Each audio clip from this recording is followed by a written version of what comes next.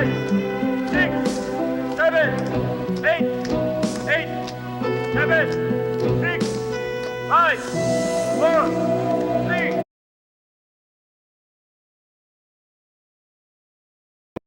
3. Sila ba nyo? Alisin nyo lahat ng bakas nyo rito, ha? Hello? Hello?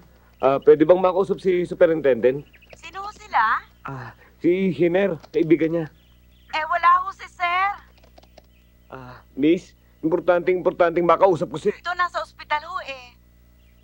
Saang hospital? Hindi po sinabi ni ma'am. Patay. Ay, hindi ho. Buhay pa po si Sir. Hindi ganun ang ibig ko sabihin. O sige, salamat na lang. Ako naman ang tatawag, pahingi ng coins. Sino ba tatawagan mo? Huwag kang mag-alala, hindi pulis. Sa bahay namin kay ate. Baka nabalitaan yung nangyari sa bangko, mag-alala pa yun sa akin.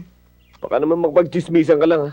Diyos ko naman, nasa bingit na ako ng kamatayan, makikipagchismisan pa ako. Hello? Hello, Crystal. Tita Raquel! Oo, si mami mo kakausapin ko. Nagluluto ng favorite niyong ulam eh. Yung may carrot at saka onion at saka chicken. Ano ba pong tawag doon? Chop suey. Sige, nakakausapin ko ng mami mo, please. Sandali lang po ha.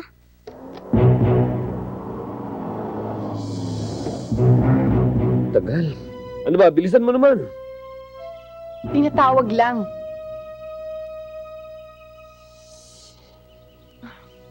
Hoy, tama na yan. Yan yung mga polis. Bahala ka, hindi ko problema yan. Yung pera nasa kotse. Di kunin mo mag-isa mo. Kasama ka sa akin. Liga. I-hostate kita uli. Pasensya ka na. Pero huwag ka tatakbo, tutuluyan kita. Hoy! Kayo! Huwag kayo magpapaputok! Inuulit ko, walang magpapaputok!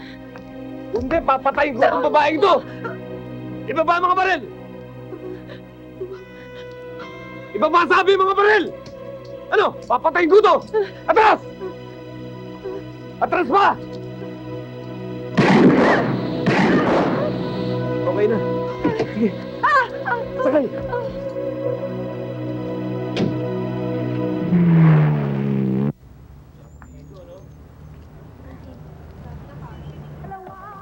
Kung iniisip mo na pwede mo akong hilahilahin, sa lahat ng pagtakas mo nagkakamali ka.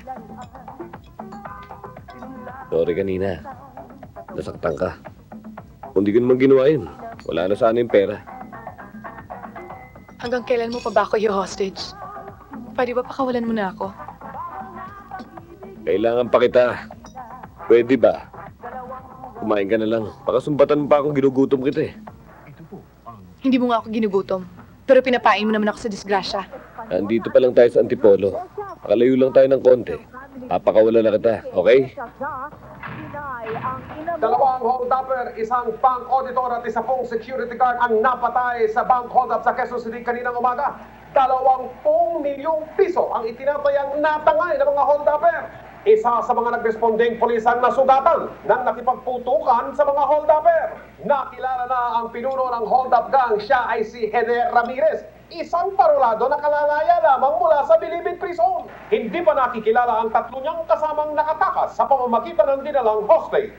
Pero ayon po kay Lorenzo Villaroman, manager ng na-hold up na bangko, malamang kasabwat na mga hold-upper ang hinostage na bank employee na nakilalang si Raquel Garcia. Kasalukuyang pinaghahanap ang 4 na hold-upper kasama ang kasabwat nilang empleyada ng bangko. Marami pang mga Bakit ako nadamay sa mga katarantaduhan ninyo? Sa pagbabalik ng sama-sama nating mag-iskandalo. saksi. Ano ako mag-iskandalo? Wanted na nga ako eh. Mami, yung mask.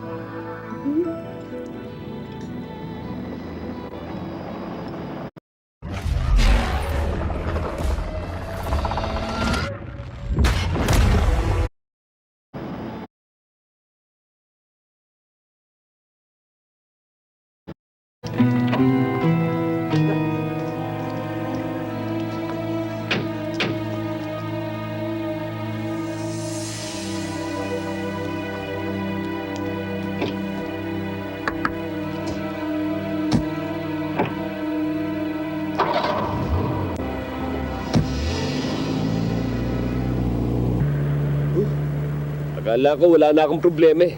Ba't sumama ka pa sa akin? Ano magagawa ko? Natakot ako sa mga pulis. Ang mabuti pa, para wala ka ng problema, ihatid mo na ako sa amin. Saan naman ang inyo rito? Hindi dito sa Maynila. Ihatid mo ako sa probinsya.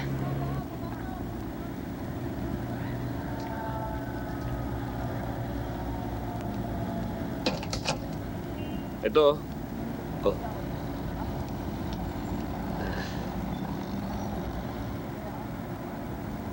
Mahigit 3 oras na tayo bumabiyahe ah. Malayo pa ba yung bayan nyo? Mga 2 oras pa. Kung bibilisan mo.